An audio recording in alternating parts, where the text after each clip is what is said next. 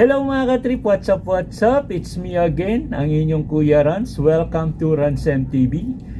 Hello everyone, welcome 2025. Nasa week 2 na po tayo ng January ngayon 2025. At by the way, kakaiba po itong vlog na ang aking i-share sa inyo. Alam nyo naman, noong nakarang holiday seasons, marami tayong mga malls na pinasyalan at iba't ibang lugar ang ating napuntahan sa Metro Manila at sa labas ng Metro Manila. At may napansin ako sa aking paglalakwartsa, ang escalator. Alam nyo ba mga trip, may mga escalator na napakataas, akala mo akit ka ng laki. Meron namang escalator na akala mo yung hagdan lang ng bahay, nasa 7-10 step lang.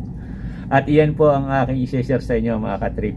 Saan bang mga lugar o saang mall ba merong mga escalator na napaka tayog?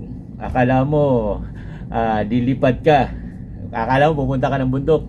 Meron naman ng escalator na akalain mo naman na ano lang, para ka umaakit sa bahay. So samahan nyo ako, pero kung bago ka pa lang sa channel ko, so please subscribe na, i-click mo yung bell na yan para ma-notify ka ng YouTube sa mga latest video vlog na pinopost ko. Paki-like, share, comment lang ang vlog na to, and of course, do not skip ads. So, heto na mga ka-trip, puntahan natin, pasyalan natin, at i-share ko sa inyo ang ating mga nakitang escalator sa mga lugar na ating napuntahan. So, bago po yan, intro muna mga ka-trip.